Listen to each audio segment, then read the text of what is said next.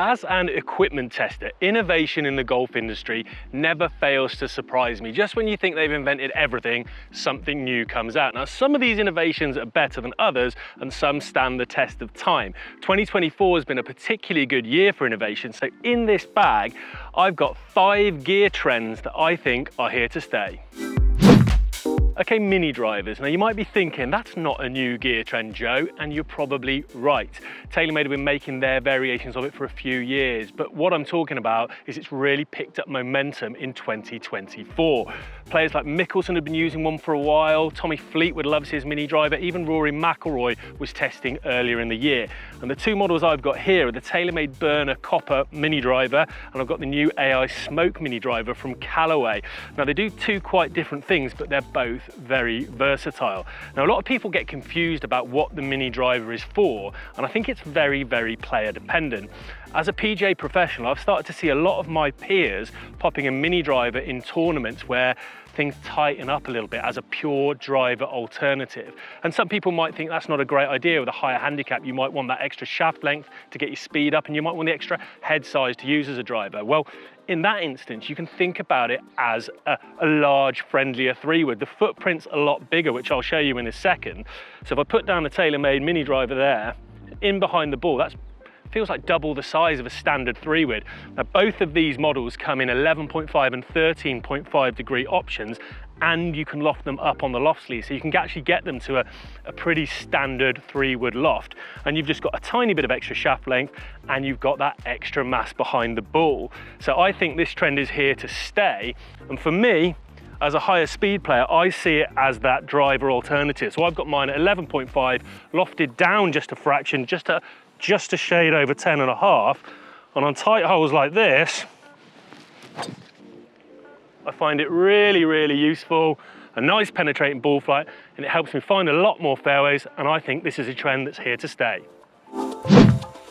So another gear trend that I think is here to stay, in fact, no, I'm gonna go a step further, I think is the future of putters, is lie angle balance. Now I've got with me here the Lab Golf DF3 putters, and Lab Golf are the early adopters of lie angle balance. It's their name, Lab, L-A-B, lie angle balance. So what is a lie angle balance putter, I hear you ask? Well, you might have heard the term toe hang and face balance before. Lie angle balance putters sit kind of with a toe up. If I don't touch that shaft, and I leave it to orientate itself. You see how the toe of the putter stays up? That is lie angle balanced. If you've seen any of the social media stuff from Lab Golf in their revealer, that orientation allows the club face to stay square to the path throughout the stroke without any manipulation.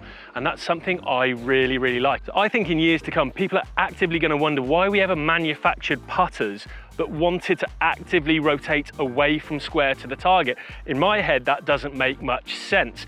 Tiger likes it, but Tiger's a particularly special athlete that I think maybe we shouldn't all necessarily model ourselves on. For me, it really simplifies things if the putter blade wants to stay square. So when you're on short putts in particular, assuming you've got the right read and the right alignment, that putter blade just wants to stay square to the target. It doesn't want to rotate away from square. And that really helps with your start line. It's something I'm really passionate about, and I genuinely think that is the future of putting, and that is a gear trend that's here to stay. Okay, while we are on the putting green, I've got another gear trend for you to do with putting that I think is here to stay from 2024. And those of you who listen to the Kickpoint Golf Gear podcast from Golf Monthly will know I've got a bit of a weird fascination with grips, and this is to do with the putter grips. So in my hand, I've got the Golf Pride reverse taper grips. Now these were released this year, and to me, it just makes perfect sense. We spend a lot of time with putting technically trying to remove that bottom hand from the game and trying to slow it down and give it less power over the stroke. But we've been using grips for years that are either tapering from wider to thinner down to the bottom end, which tends to give that right hand or the lower hand in your putting stroke more power, or we're using perfectly parallel grips, which companies like Superstroke have been doing for some time, which has really, really helped. But Golf Pride this year have engineered a reverse taper grip. In fact, they've engineered 3 reverse taper fits. We've got the round, we've got the pistol, and we've got the flat. And they go the opposite way, as you can imagine. Thinner at the top, and they get thicker down the bottom. And when you think about it, if we've got something thicker in that bottom hand, most of us know that thicker grips tend to deactivate hands a little bit. So when we've got something thicker in the bottom hand, that's got to be good for our stroke. I've tested, obviously these aren't on a putter, but I've tested these out quite significantly and I've had some really, really good results, and I've actually got one on my game of putter at the moment. So I feel like I can talk with some authority on the topic. It really does quieten down that bottom hand. It's really helping me hit my start lines more often. And again, I think this is a gear trend that's going to be with us for a long, long time.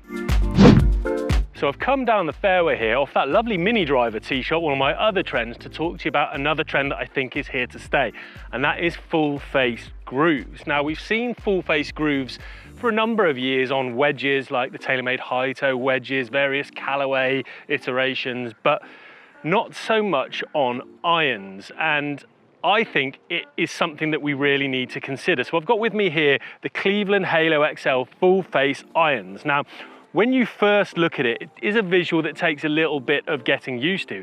But when you dig into it, you dig into the science and the tech behind it, it makes perfect sense. Firstly, from a spin point of view, why would you not want to standardize the spin on heel and toe strikes? Sometimes if you hit a very extreme toe strike on an iron and you're hitting no grooves, you're going to get a very strange low spinning flight. So why would you not extend those grooves all the way to the edge of the face? Secondly, we're always looking to save weight in irons. Now, there's not going to be masses of saving just by milling extra grooves from there to the edge of the club, but there will be some. And every little milligram you can save in the club head can be redistributed elsewhere to increase MOI and put the CG where you want it.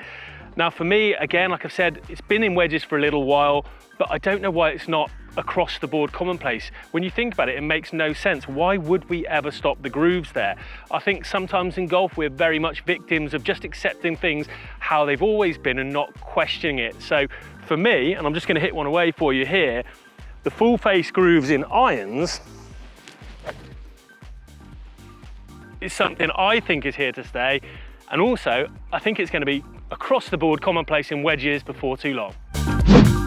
Another trend that is 100% here to stay are 3D printed golf clubs.